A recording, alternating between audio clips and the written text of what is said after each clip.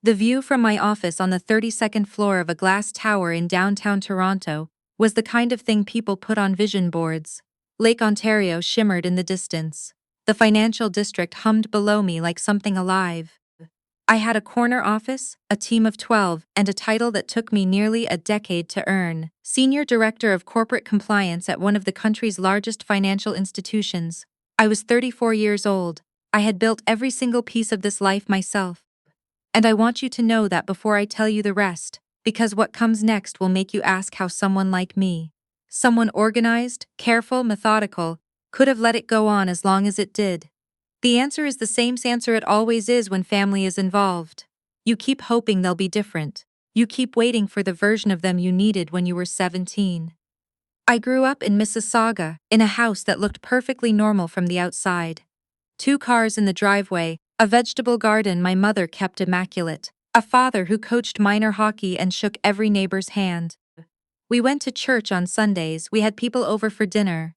My parents, Harold and Constance, were very good at appearances. That was, I would later understand, their primary skill. I was the younger of 2 children. My brother, 4 years older than me, was the son that everything in our household orbited. He was athletic and charming, and his mediocre grades were always explained away while my excellent ones were noted briefly, and then forgotten. I don't say that with bitterness anymore. I say it the way you describe the weather, just a fact, something that shaped the landscape you grew up in. When I was 17, I made one mistake, that is all it took. His name was Daniel. He was in my calculus class, sweet and quiet and funny in a way that didn't perform itself. We dated for 6 months, we were careful, right up until the one time we weren't. When I found out I was pregnant, I was 2 months away from graduating high school, 2 months away from the scholarship I had earned to the University of Toronto's business program. I told my parents on a Wednesday evening in March. My mother was washing dishes. My father was watching the news. I stood in the kitchen doorway and said what I needed to say and waited. My mother turned off the tap. My father muted the television. And then what happened next happened so quickly that even now, replaying it, I struggle to place the exact sequence. There was shouting, there was the word disgrace. There was my father pointing at the front door, not dramatically, not in a movie way, but in a calm, final way that was somehow worse than any volume could have been. He said I had 1 hour to pack what I needed. My mother stood at the sink with her back to me the entire time. I called Daniel from the sidewalk in front of my house with a duffel bag at my feet. He answered on the 3rd ring. To his credit, he didn't hesitate. His own parents, a kind and quiet couple who ran a dry cleaning business in Brampton, let me sleep in their spare room for the rest of the school year. His mother, a woman who smelled like lavender and never once made me feel like a burden, drove me to every prenatal appointment. I graduated in June with honors. I deferred my scholarships by 1 year, which the university permitted given my circumstances. My daughter was born in August. I named her Rosie. I will not compress what came next into a few sentences, because it was not a few sentences. It was years. It was Daniel and I working opposite shifts, so someone was always with Rosie. It was his mother watching her while I'd attended morning lectures, and his father picking her up when I had evening tutorials. It was ramen and rice and bus passes and a second-hand stroller that squeaked on the left wheel. It was exhausting and terrifying, and also, in the middle of all of it, genuinely beautiful in a way I didn't have language for at the time. Daniel and I didn't stay together. We were too young and we knew it, and we separated with a care and a mutual respect that I think surprised both of us. He remained and remains to this day a devoted father. Rosie adored him then and adores him now. That part worked out. I finished my degree in 4 years while raising a toddler. I articled at a mid-size firm downtown. I passed my CPA. I moved up, moved firms, moved up again. I bought a 1-bedroom condo in Etobicoke when Rosie was 11, and I remember standing in the empty living room the evening we got the keys, listening to her run across the hardwood floors in her socks, and thinking, we made it. We actually made it. My parents did not witness a single moment of any of it. They had not called when Rosie was born. They had not sent a card, not even the impersonal kind. They had not acknowledged her existence at all. In the early years, I sometimes thought about reaching out, writing a letter, finding some way to bridge what had happened. But every time I got close to it, I remembered the way my father pointed at that door, the calm in his face, and I stopped. My brother stayed in contact with them throughout. I knew this not because he told me but because occasionally in the early years he would call me himself, not to check on me or Rosie, but to relay messages. Mum says you need to apologize. Dad says when you're ready to act right, you know where they are. I stopped answering those calls after the second year. He stopped making them shortly after. The silence lasted 16 years. I want to be precise about that number because I think people sometimes imagine estrangement as a dramatic thing, a door slammed, a screaming match, an ongoing war. It wasn't like that, it was just absence. A whole dimension of family that simply wasn't there. Rosie grew up knowing she had grandparents somewhere who had chosen not to know her. She asked about it twice when she was young. I told her the truth in the simplest language I could find. Some people make choices they can't take back, and we are not responsible for those choices. She accepted this with the particular practicality of a child who has learned early that the world is not always fair. The call came on a Tuesday in November. I was at my desk reviewing a compliance audit when my phone showed a number I didn't immediately recognize with a 905 area code. I almost let it go to voicemail. Something, I still don't know what, made me answer. It was my brother. His voice was different from how I remembered it. Slower, heavier, like something had been removed from it. He said my name and then he paused for a long time before he continued. He told me he had been diagnosed with a rare blood disorder 18 months earlier, that treatment options had been limited, and that he had recently been assessed for a bone marrow transplant. The donor registry had not found a suitable match. His specialist had indicated that a biological sibling was statistically the most likely source of compatibility.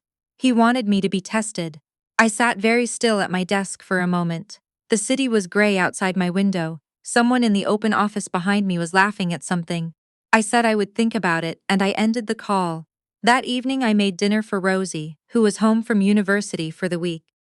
We ate pasta at the kitchen table and she told me about a research project she was working on, and I listened and asked questions.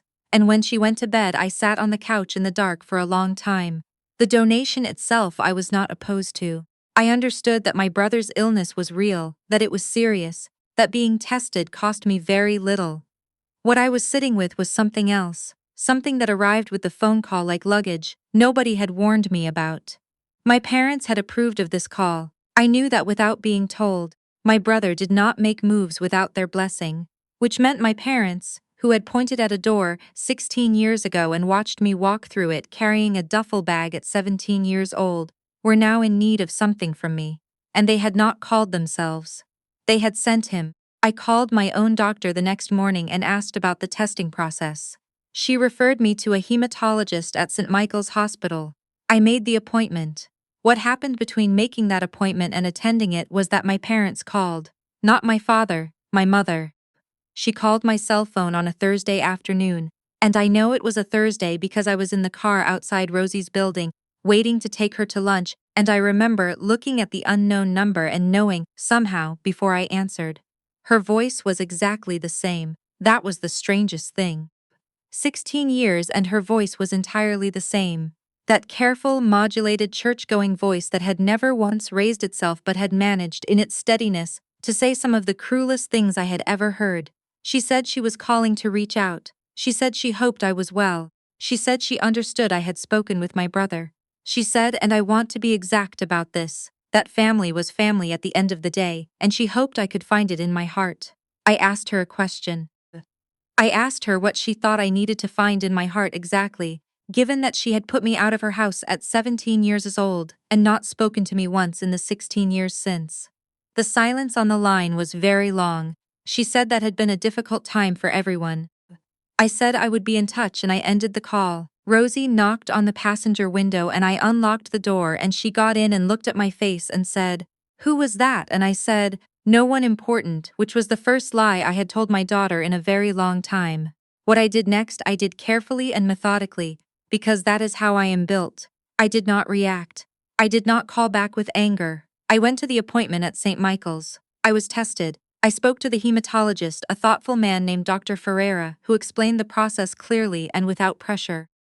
I asked him questions, I took notes, and while all of that was happening I also hired an investigator. I want to explain why that might seem extreme because I know how it sounds. But 16 years in compliance work teaches you one thing above everything else. When people reappear after long absences asking for things, you look at the full picture before you respond. My parents had a house in Mississauga that my father had purchased in the late 90s. My brother had a landscaping business he had started a decade ago. These were the things I knew. What I did not know was the current shape of things. What the investigator found took about 3 weeks, and it was, even for me, surprising. My father had refinanced the family home twice in the past 7 years, pulling out equity both times.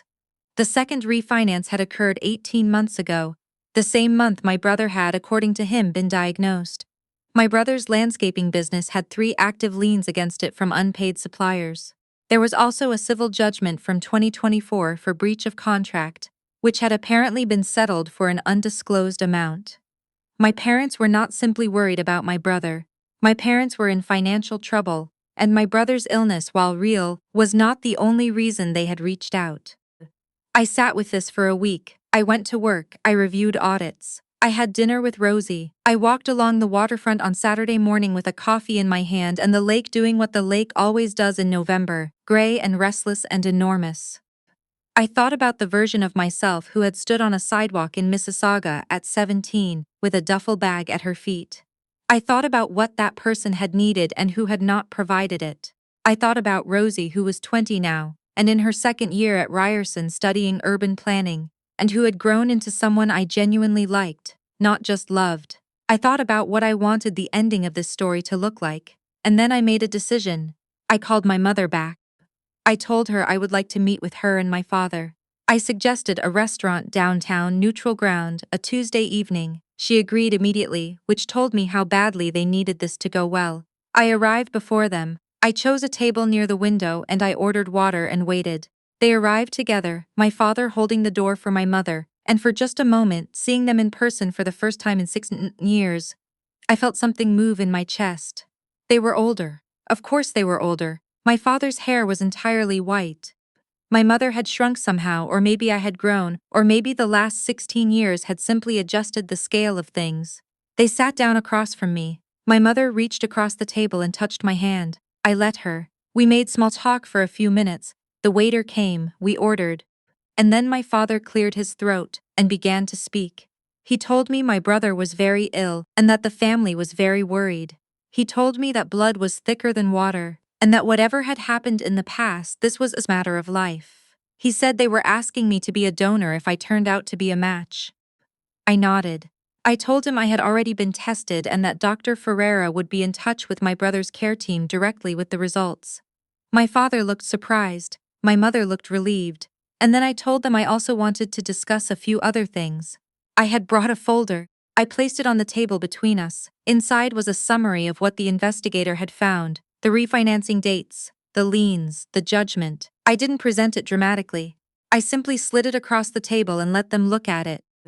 The silence that followed was very different from the one on the phone with my mother 3 hours earlier. This one had weight in it. I told them I understood they were in a difficult position.